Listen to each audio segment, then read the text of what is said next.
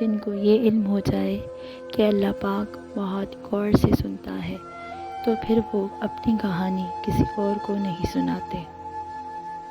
جب اللہ تمہیں کنارے پر لا کر کھڑا کر دے تو اس پر کامل یقین رکھو، کیونکہ دو چیزیں ہوگی، یا وہ تمہیں تھام لے گا یا پھر اڑنا سکھا دے گا۔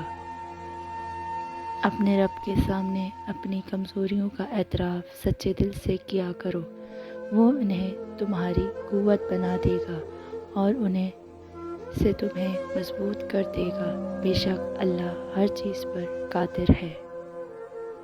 میرا اللہ کہتا ہے کہ درخت سے گرنے والا کوئی پتا ایسا نہیں جس کا علم اسے نہ ہو۔ تو پھر وہ آنسو جو تیری آنکھ سے ٹپکا، وہ درد جس نے تیرے دل کو تکلیف پہنچائی، کیا اس 70 ماہوں سے بڑھ کر محبت کرنے والے کو اس کی خبر نہیں؟ اطمینان رکھ، اس کے ہاں دیر ہے، اندھیر نہیں۔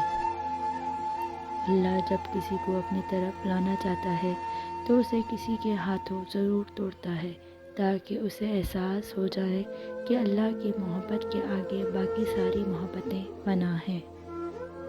اگر اللہ آپ سے انتظار کروا رہا ہے تو اس سے زیادہ حاصل کرنے کے لیے تیار ہو جائے جتنا آپ نے مانگا تھا۔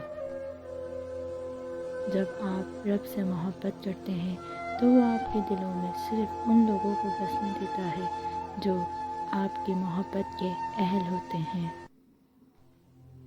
میرا رب اتنا پاک ہے کہ وہ جن کو چن لیتا ہے اسے بھی پاک کر دیتا ہے۔ سجدے کی توفیق ملنا بھی اللہ تعالیٰ کی نعمتوں میں سے ایک بہترین نعمت ہے۔ نصیب کا لکھا مل کر رہتا ہے، کب، کہاں اور کیسے، یہ سب میرا اللہ جانتا ہے۔ الحمدللہ، کیا کروں اور اللہ کا شکر ادا کروں۔ یاد رکھو، آپ کی زندگی لاکھوں لوگوں سے بہتر ہے۔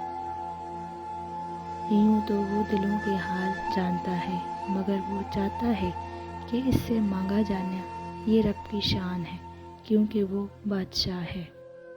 صبر کرنے والوں کا مقدمہ اللہ تعالیٰ خود لڑتا ہے۔ اللہ تعالیٰ کی قربت کا بہترین ذریعہ عاجزی ہے۔